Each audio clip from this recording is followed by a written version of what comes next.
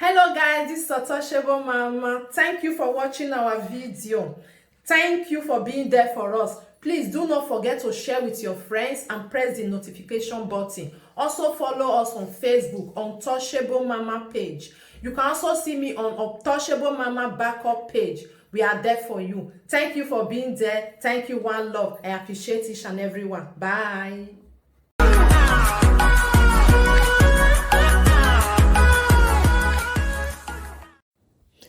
Wahala be like Saga industry Saga Edo industry. Hey, my people, wetin dey sup? Una see this our two sister Wabẹ̀yìn Ivana Nizedo Yeti Silinie o. Wabẹ̀yìn Ivana Saga Ebony versus Iyelo Nofofua. Wetin dey do una? Una don forget say una film na film wow. Wana wa mia wa maege film wari we Saga wari dwao because wa bere we emege film. Wana wa ye sister ya la Saga. Wahala ona wa we Saga wa dwao. Ebony noro because ebony noro nia. Agbode atema ta biere inwe na go ye be mwanya hu. Mami wa nikpa no wa ru we. Negide de me no riu. Wa la Saga. Wa la Saga na wa ye Saga wa ji. Wawa koko wawa si koko wa lele boni ahun be maybe ni yemo body why agbode atemata ni yemo body why obiara wu de zuzu wa wu wa ha o we de briti wa wu wa ha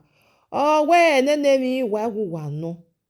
wa ma ge mi no ma gyo ma ban ogbo ma hu e no ma gyo ma ban ogbo ma hu ijelo no fofua we ma we be omodo ne okore n'ụwa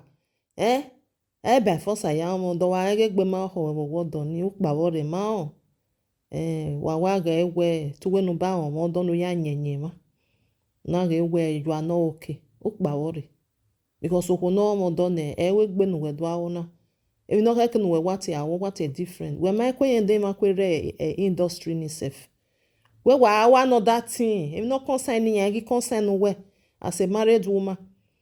Because when Ebony Junior my marry, emi no ho but o we gu we yazi. O ga gbene, o ga rati. Ebony paso wa ne. Wa igbonfo e. Igbonfo e ma. E movie wa mari we movie. Ebony ye continue awe movie ore. When wa ye sile ni o sile obo sile owe se oye we mi ati ore hin oye we film ore hin mi ba ni owo wa mari mi o na ya mi o se ri e ban wa gbon na ya mi wa se wo wa we film Rudy yen wa wo all the time wa ma gegbe oho eye ma yu won me wa mo awu wa da kene amewu wa na bi wa magi wa mu dai wa so bere ere kun o magi wa si ai wa we Saga ni ma wa ge Saga waje because wa ni pa ni ru we to wa me film no wa riu wa we Saga wa se boni aye o mari wa ka mari wa go de emi no ma gyo ma ba ogbo ma hu wa hu wa igbovo ono sa bo blessing ni o bless ene u de zuzu we de zuzu wa ye wa so Jesus jasaba be der yo wana ga gbe na gbe ne gbe ma yo hu wa babo bi ere jasaba ye we no wa tele joa isa loboa agbo wa dimi gbe wana ga so o ga je UK wa ga gogbo ye be se be hwie o se be hwie get UK no wa joa owo betray di yan ma ti enu no e wo se me ya mo bo na I ma understand ona gele mi wo se agbon we hin Iyelo Nofofua what like UK for the first time na so o ma get your sage o ma ri no e wo se maybe mi amobo una di social media no do ago e ba ni agbo ya no be fire we no ka mo da for we no mo we ade UK we be me nwa we de to we me nwa wa ri egbe we ya me matanare because we gire level ni agenia ohwa mo do na egbe na ohwe wo do ogbenegbe yegbe ye giga be sikira no ma yo mondo abe mani me o mondo na ye he ya agu be sile ni e mobo owe ro be ri yo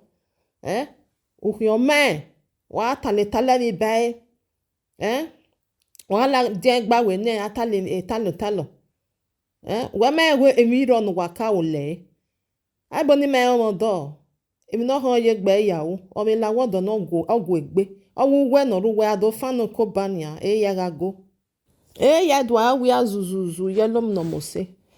no matter where other from where ma wo no emi no ka gbera ne no sunu before ke marry we beto bi akparo ho kparo na ado mi we after your marriage I will gbedo ahemi ya no enuka ugbera ne eko mani gari eri eko mo so ye vule eko ye vule o ya ho e mind at least we na be a teen family ogoda for we where lu enwa use your sense use your number 7 do me ima wonu wa we saga because I remember man no gige film do o wa na ile saga na wa woni ya ga send star gwa ya ga subscribe ye a page ogwa use your sense no ma da ke na we na bi no se ma nipa o ma no lo sense we must you talk in everything must you ladian do we live video do address me do tell me you don't need to be doing all these things ima hate we better me no we ma no ya we mi u behavior so ho no mo done o no mo done egi mo boy ya dey nonsense mo boy no take care because ma no do ari ozangie egbe no na o mo do ave mi danu waka o vege ni ya do aladian they no like am e mani ave etion da fon we yan like wa se boni e boni ma gbe wa si what's that bonny I know way life for here life no we no really come mo do why when Nigeria near man mo boy money you must go and marry you must go and do this one you must go and born we money mo bono ohwo manare bia we he ohien dede o ohien no pa life no once you are 18 years you can decide for your life iyale no mo say face your life say life ma be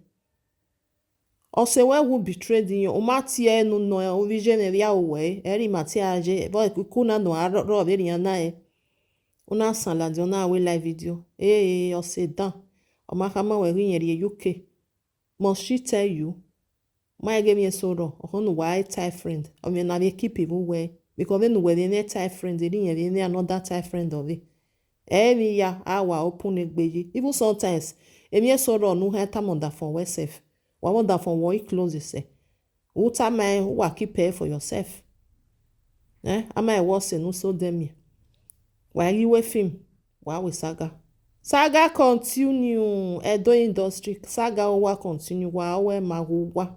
wa we celebrity wa he wa we yan filo pegbe wa o ma use na ya we film but why you we film ni wa do we saga wa we saga oni e wo ke se so no wa we ni wa ko be stay style la wa we no wa we la na o wa be ma be oni e ki wa sell and o wa ga ire e ma wa do yan share yan view because when the industry me ya fefe no wa mule ya do a shoot la dia ya do a vomit la dia a de shame na shame ni we ebony wa we all the ban o ya rise here the girl don dey go o no salobo a blessing nobody no set it here bone ologo wa se eye ma yu won me aye akase ba ni ya mu e me so ro no ke kele we bona emi ni ye wu ma no la we bo inu ege no hin o ma ewe eye ma yu won me bo no po no zo pe na ruwe wa zo vere bo me kun she's going higher oni igbovu no waje because wadwa ga we ye no kekere waza no na ro veri oni no sa bo mama no we o mama ni no pa o sa no bo o mama ogi yen de na bi we de ya bi eboni de na eboni yu kanto de ya we yu kanto o ma bi no gwe ita so wa si wa ga gbovu oni o wa bi no wa worry most our Edo people igbovu bungbe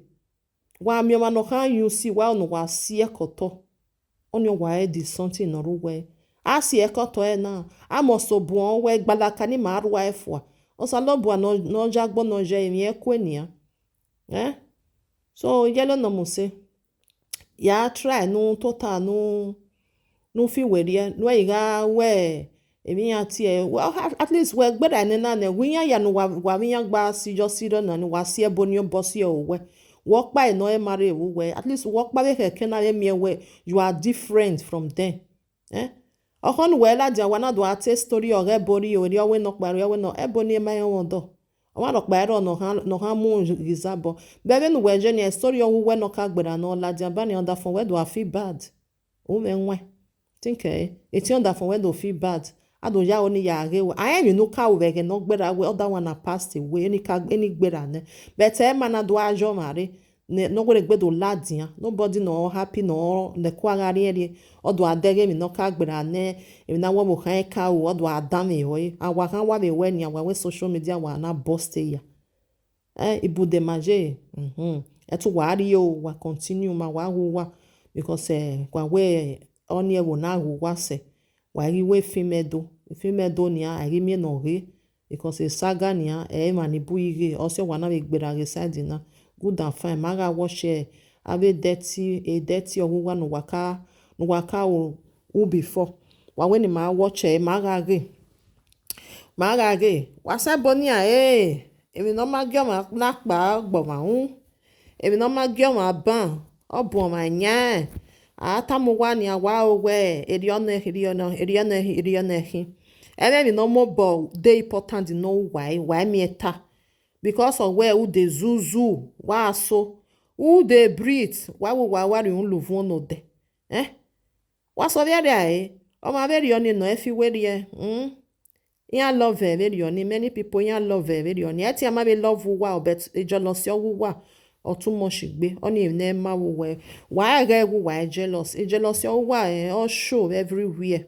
which is very bad towards ebony jealousy no wa men ebony is very very bad wa mo oye mu wa ove mo ojo ge no ijelo no mo se lawo wa mo oye dagbon we ne ma be are we ni jelo no mo se no ya la wodo emi ya wa fi were enwi ni manye gije ogo wa ko wuhia eri o heke no oje we understand the yellow no mose eboni pa ne eboni don dey do how nothing emi okparo no wa han set you because jealousy no wa meneve the do industry ima ya dere social media all show where that girl igbovo no wa mene opologbe yan we ko abungbe won me arwa we dere I me ma no ma dere social media na emi no sunu be before o ma be je mi yan ti e asaba be dere oni wa ya na wa be mugbo to ma we no wa ejo oni manata because manani wa ma emi no sunu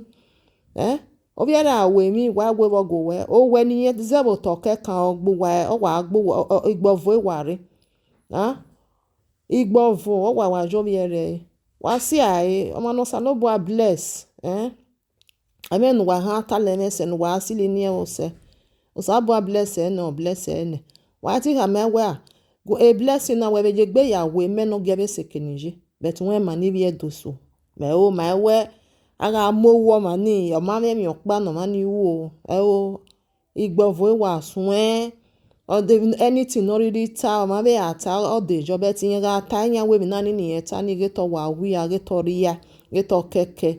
wa eko aga to agbogun ma aje yin mi do vai oni me de wo we wa se boni ai e wo love ene e te bo ma be love wa but jealousy wa towards ebony e bo dege ene we to wa jealous amen no wa jealous ba no dano salo bona gbo oru enwe na ge is okay she is moving all the time wa si ai bo wa zo bu ai o sa bo pa ebe no ya yiri David nu wa we gba uyen na mi we allow da ori or say why see I because I je be na ka ya so eri ya mu ebe na ya so eri ya mu e be so ro no very industry ni no ipe no na ke aru we va ni oye sokma eru na mi no wa re be na before you know it o wa blow eri oje ama mi we cause wa tale me ebo no o ebo fo wa be lu ne bu wa be lo no be blow nu wa ne gba wa be lo e ba ni o be blow nu wa gba wa be lo e ke nu wa jo wa yeje o de gbesu wa ri yeke